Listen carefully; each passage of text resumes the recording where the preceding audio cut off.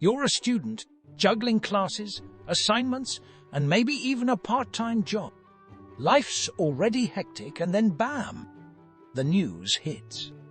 HECS debt is shooting up by 7.1% on June 1st. Anxiety creeps in as you ponder if this spells disaster for your financial future. But fear not, fellow scholars. Set aside that study guide for a moment, and let's dive headfirst into the world of HECS debt. Let's take a quick look at the basics. HECS, or the Higher Education Loans Programme, is a loan scheme where the Australian government covers a portion of a student's tuition fees, depending on their area of study. Graduates only start repaying their loans when their income reaches a certain level. It's estimated that 3 million Australians will be hit by higher student debt repayments. That's a lot of people. Graduates in the 20 to 29 age group will take the brunt of the CPI increase, as their repayments will rise by an average of $2,000 on the median debt of $29,000. Now that we know the basics, let's take a look at past Consumer Price Index, CPI, rises. The CPI measures the average change in prices paid by consumers for a basket of goods and services over time. When the CPI goes up, so does the cost of living and, in turn, student fees. But fear not. We've made it through past increases and we'll make it through this one too. So why the 7.1% increase? This largely stems from the Morrison government's decision to triple the contributions for arts, economics, law, and business graduates. This means that annual fees for these subjects will rise from $16,323 to $17,483. With this increase, the average repayment will grow from $1,760 to $2,069 per year, adding about 6 months to the average student's repayment time. Given the new indexation rates, a graduate earning between $48,000 and $55,000 will have to pay 1% of their annual income toward their HECS debt.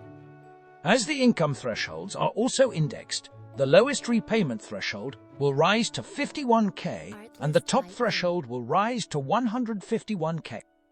Let's say you have a $20,000 HELP debt. On June 1, $1,420 will be added to your debt due to the indexation. However, by making a $5,000 early repayment, the indexation would only apply to $15,000, which would result in a saving of $355. So, making early repayments can help you save money and pay off your debt faster. So, how can you fight your HECS debt and stay financially healthy amidst these changes? Here are some tips to consider.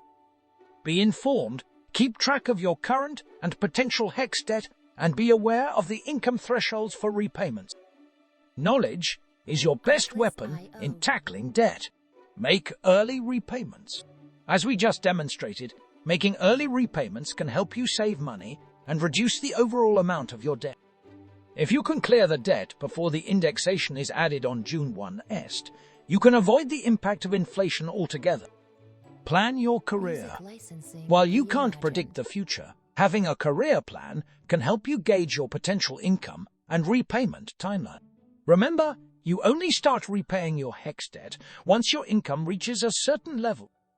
Budget wisely. Managing your finances during your studies can make a huge difference in the long run. Try to minimize borrowing and consider part-time work to reduce the overall debt you accumulate. Consider refinancing options. If you have multiple student loans, explore refinancing options to consolidate your debt and potentially lower your interest rates. Advocate for change.